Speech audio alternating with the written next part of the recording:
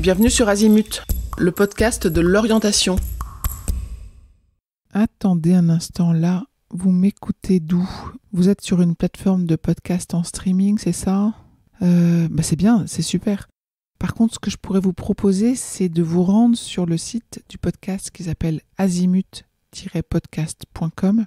L'avantage d'être sur ce site, c'est que vous allez avoir une présentation de l'ensemble des épisodes et des épisodes dont je vous recommande l'écoute directement affichée sur la bonne page. Je vous retrouve là-bas.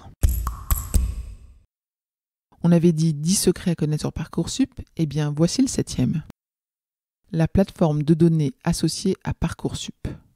Ce site internet, ou plutôt cette plateforme ministérielle, est une véritable pépite car elle permet d'explorer toutes les données, ou open data, sur les vœux de poursuite d'études et de réorientation dans l'enseignement supérieur et les réponses des établissements via la plateforme Parcoursup, et ça pour les 3 dernières années.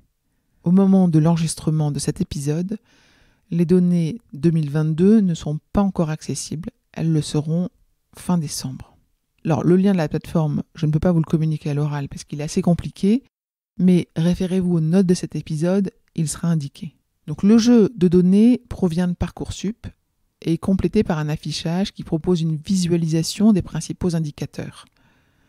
Ainsi sont représentés graphiquement pour chaque formation la capacité d'accueil, le nombre de vœux faits par les candidats dans une formation, le nombre de propositions d'admission faites par l'établissement sur cette formation, le nombre de candidats qui ont accepté cette proposition dans l'ensemble des phases de la procédure, le rang du dernier appelé en phase principale.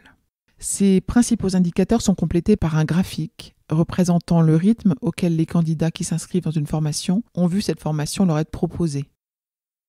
Et enfin, un zoom est réalisé sur le profil des néo-bacheliers qui ont accepté la proposition d'admission de la formation. On y voit la série de baccalauréat, la mention baccalauréat, le caractère boursier de l'enseignement secondaire ou non, et l'origine géographique. Cette data vise ou data visualisation, ou visualisation des données, se veut un outil complémentaire d'aide aux lycéens candidatant sur Parcoursup, en leur permettant de repérer un certain nombre de caractéristiques synthétiques sur chaque formation, reflétant les profils des admis, ainsi que le rythme auquel les admis se sont vus au cours de la procédure proposer la formation in fine choisie.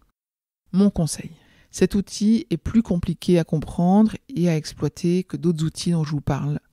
Mais si vous aimez la donnée et les chiffres, vous allez l'adorer. Les informations qui sont fournies peuvent être utiles pour départager 2 vœux de formation ou pour valider qu'historiquement les candidats qui ont votre profil ont bien été admis. Cette plateforme sera utile également lors de l'étape 3 de Parcoursup pour estimer vos chances de recevoir une proposition si vous êtes en attente d'une proposition d'admission.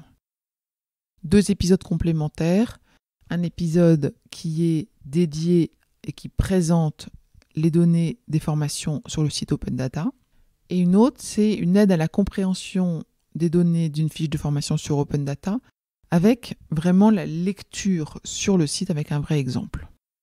À bientôt dans cette série des 10 secrets à connaître sur Parcoursup.